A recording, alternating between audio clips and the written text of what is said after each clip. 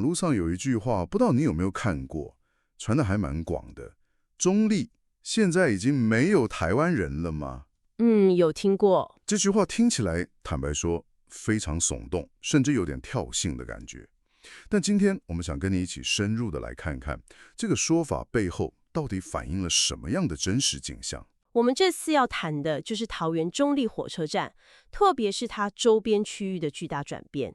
大家为什么会叫它小东南亚？对，这其实不只是一个网络上的热门话题而已，它背后是台湾社会变迁一个非常具体的缩影，牵涉到我们的产业结构、劳动力流动，甚至是我们对一个城市应该长什么样子的这种想象。我们的任务就是从这些资料里面为你拼凑出中立这个独特城市地景的全貌。它不只是一个车站的故事，更像是一扇观察现代台湾的窗户。好，那要理解一个现象我觉得从最大的尺度开始看，通常会最清楚。我们先从几个关键数字谈起好了。根据内政部的统计到113年底，全台湾持有效居留证的外国人总数已经快要95万了。将近100万人，这数字其实很惊人。而且，如果我们再去看这95万人是怎么组成的，会发现最大的一个群体就是我们通常讲的移工，总数超过71万人，占了整整5%。哇，5%！对，这是一个非常非常庞大的数字。这代表说，在我们生活周遭，可能每130个人里就有超过1个是来自东南亚的移工。他们已经是支撑台湾基层劳动力不可或缺的一部分了。71万，这几乎是一个大都会区的人口了耶。那下一个问题就很直接了，这么多人，为什么？为什么偏偏是中立？它怎么会变成一个最具代表性的聚集地？这个问题就完全就是连接到桃园这个城市的 DNA 了。它的 DNA？对，你想想看，桃园一直以来就是台湾的工业心脏嘛，全台湾最多的工业区就在桃园，有工厂就需要劳动力，所以桃园很自然的就成为全台湾移工人口最多的城市。桃园市的移工就超过13万人，占了全国总数的17.5%，差不多1/5。所以这不是偶然，完全是产业结构决定的一个必然结果。而且我看到资料说，这个趋势还在加速。过去10年，就是102年到111年，桃园的移工人口，成长了超过55%。是的，这个成长幅度非常大。而且更有趣的是这13万多人，它并不是一个单一的群体。如果我们再把资料切得更细一点，会看到一幅更复杂的图像。其中有超过85%是所谓的产业移工，也就是在工厂工作的劳工。他们大部分都集中在什么电子零组件金属制品这种制造业。等一下，这里有个点我觉得特别有意思啊。资料提到，这些移工的组成还有很明显的国籍分工，这个具体是指什么？你这个观察很敏锐。所谓的国籍分工，意思就是说，不同国籍的移工，他们会倾向集中在不同的产业里。原来是这样。对，比方说，在工厂里的产业移工，现在也是越南籍为最大宗。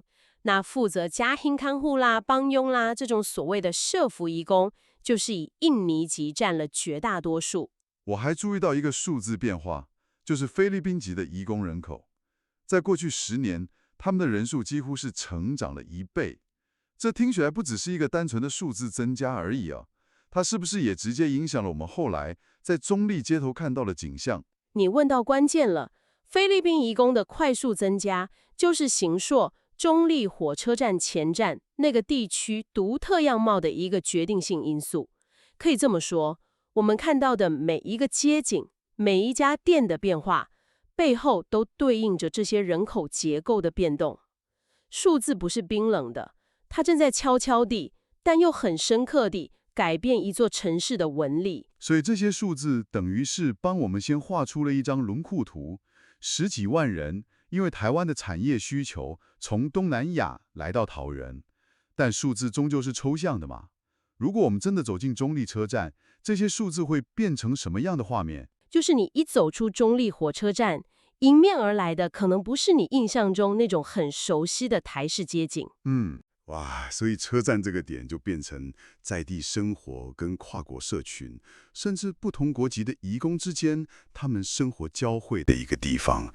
这种独特的区域，在学术上是不是有什么特别的说法来形容它？你说到重点了，研究报告里称之为接触带 （contact zone）。接触带，对，它指的就是这种文化、社会、经济动能互相碰撞、交融的一个特定地理区域。在中立火车站这个国家的交通基础设施，就意外地成为了移工们最重要的社交生活中心。更有趣的是，这个接触带还用铁轨当分界，很巧妙地分成了前站跟后站两个完全不同的世界。一个车站两种风景。那我们就先来看看前站。资料上说，这里是菲律宾和越南社群的大本营。可以这么说，对菲律宾社群来说，最重要的那个凝聚点是中山路上的圣心天主堂。因为天主教是菲律宾的主要信仰嘛，所以每到礼拜天，成千上百的菲律宾移工会聚集在这里望弥撒。弥撒一结束，教堂旁边的中和路、和平街就会瞬间变成一个超级热闹的菲律宾市集。真的很像一秒出国的感觉。摊贩卖的都是家乡菜，像那个铁板碎猪肉 sisig， 还有用香蕉叶包的米糕。整个街上你听到的几乎都是英文跟塔加拉语。对，那除了信仰中心，商业活动呢？商业活动的重心就在附近的中平商圈。这里以前你知道有桃园的西门町这个称号。我知道，以前年轻人都去那边逛街。对，但现在主导这里商业生态的变成了越南店家。最显眼的就是大量的金饰店，还有那种主打5件350元、单件30元的超低价服饰店。一件衣服30块，这定价策略也太极端了吧？这完全是针对特定客群来的。完全正确。这种商业模式就是为移工们的消费习惯，还有他们的预算量身打造的。他们的收入虽然比在家乡高，但每一分钱其实都花得很谨慎。所以这种低价高 CP 值的商品对他们有绝对的吸引力。这真的很有趣。所以前站的商业地景几乎可以说是为菲律宾和越南社群重新设计了一遍。那车站的另一边呢？穿过地下岛来到后站，印尼和泰国社群是不是也发展出自己的一套生态系统？是，后站又是另一番风景了。以后站的新兴路为中心，主要是印尼和泰国社群的聚集地。这里最显著的特色就是招牌上写着清真，就是 Halal 认证的餐厅，还有被叫做 Toko Indo 的印尼商店。听起来后站的印尼商店跟清真餐厅特别多。这些地方对他们来说，就只是吃饭或买东西的地方吗？还是有更深层的意义在里面？这绝对不只是吃饭的地方。学术研究里用了一个概念叫第三地 （Third Place）。第三地，对，来形容他们的角色，就是说家和工作场所是第一和第二地，而这些印尼商店、餐厅就是他们心灵上的第三地。在这里，他们可以用母语很自在的聊天，交换工作资讯，参加家乡的宗教活动，甚至可以透过店家提供的非正式网络，把辛苦赚的钱汇回家。每一家小店都是一个社群支持网络的重要节点。我们刚刚谈了文化跟社群，但这背后一定有很强的经济力量在驱动。超过13万人，他们在这里工作、消费，这对中里当地，尤其是一个可能因为都市发展重心转移而正在没落的旧市区，到底产生了多大的经济影响？这个影响非常巨大。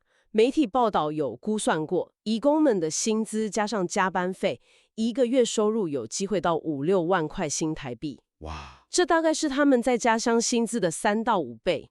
这些钱一部分会汇回家，但剩下很大一部分就直接注入了中立车站周边的商业生态里。所以这就形成了一个可以说是自给自足的经济圈。是的，学术研究就称之为移工经济圈 （Migrant Expenditure Circle）。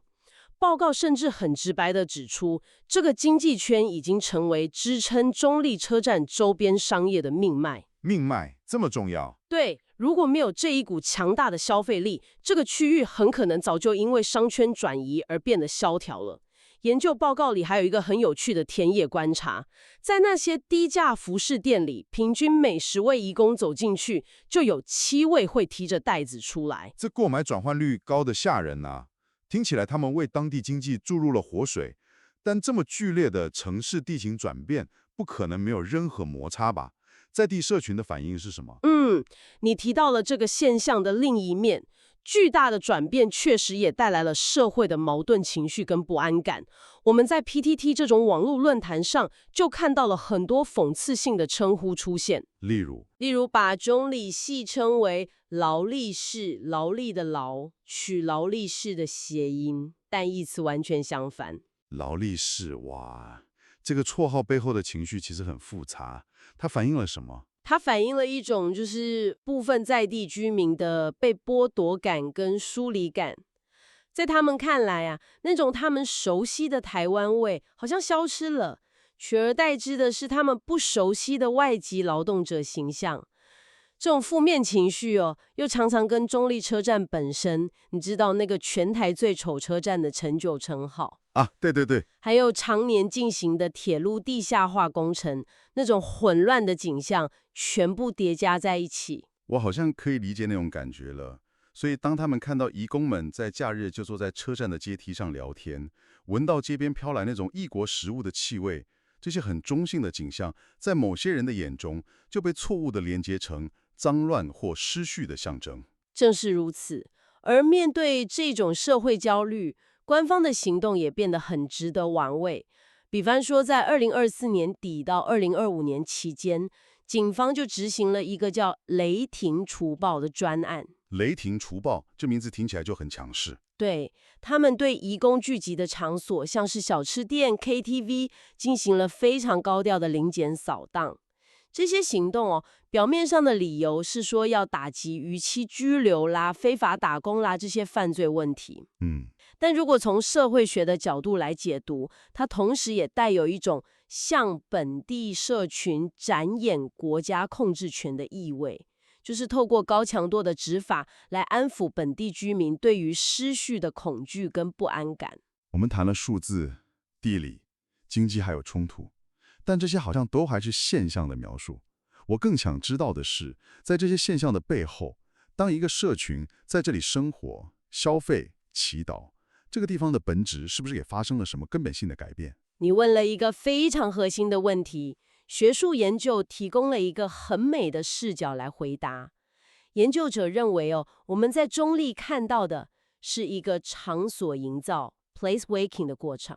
场所营造，对，移工们透过他们每一个微小的日常实践，购物、吃饭、祈祷、社交，把一个原本只是功能性的交通空间 space， 一个你只会路过的地方，转化成一个充满了个人情感、社群记忆与文化意义的场所 place。也就是说，他们是用自己的生活为这个原本可能很冷冰冰的空间注入了新的灵魂。注入灵魂是个很贴切的说法，甚至有一份研究用了一个更诗意的词，叫做场所芭蕾 （place ballet）。场所芭蕾，对，这个概念形容的是移工们在周末的聚集，看似随性，其实是一种集体的、有节奏的空间使用方式。他们在哪里聊天，在哪里购物，在哪里吃饭，都像一场经过精密协调的舞蹈。而这场舞蹈就赋予了这个看似混乱的地方一种新的属于他们的生命与秩序。所以凝聚这个社群的力量，不只是那些商店或餐厅，远不止于此，宗教和文化的连接才是核心。除了我们前面提到的作为菲律宾社群中心的圣心天主堂，龙岗的清真寺是另一个绝佳的例子。这座清真寺的历史非常特别，它最初是在1964年由一群从滇缅边境跟着国民政府撤退来台的云南穆斯林军眷，他们集资兴建的。哇，这段历史真的让人很意外哦！一甲子前，一群因为战争而迁徙的军人在这里建立信仰中心，没想到60年后，这个地方成了一群因为工作而迁徙的移工的心灵归宿。这种历史的偶然，真的有很画面感。对啊，这种历史的叠加，就是城市最迷人的地方。一段1950年代的冷战迁徙史，无意间为全球劳动力流动提供了一个重要的心灵庇护所。整个过程，我们可以把它理解为一场去领域化与再领域化的演变。去领域化与再领域化。是的，随着国军部队的精简，原本以军人为主要使用者的军队领域就慢慢淡出了，取而代之的是有东南亚社群透过他们的生活实践进行再领域化的过程。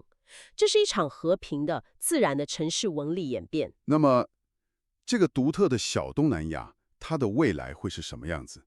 在我们看过的所有资料里，好像都指向了一个共同的巨大的变数。没错，那个变数就是预计在2030年左右会完工的铁路地下化工程。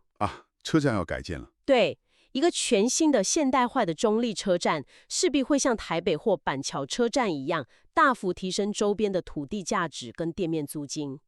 而这也带来一个迫在眉睫的威胁，就是士绅化 （gentrification）。也就是说，那些定义了这个地方特色的低价辅食店、小吃摊、印尼杂货店，很可能会因为再也付不起高昂的租金，而被那些连锁品牌、高级餐厅这些资本更雄厚的商家给清洗出场。这正是所有研究者最大的隐忧。不过，我们也看到桃园市政府并非毫无作为啦。他们设立了新住民文化会馆，提供多语言的法律咨询和文化课程，也定期举办像移工文化节的活动。试图将这种多元文化从一个社会问题转化为城市的特色资产。所以未来的挑战就在于城市规划者和我们所有人的选择了。我们是要一个充满生命力，或许有点混乱，但独一无二的文化，还是倾向于打造一个光鲜亮丽、符合主流审美，却可能抹去社群记忆的样板化商业区？这将会是一场价值观的拉锯战，是效率与商业利益优先，还是文化多样性与社群记忆优先？所以绕了一大圈，回到我们一开始提到的那句“中立没有台湾人”。现在看来，这个说法其实完全错失了重点。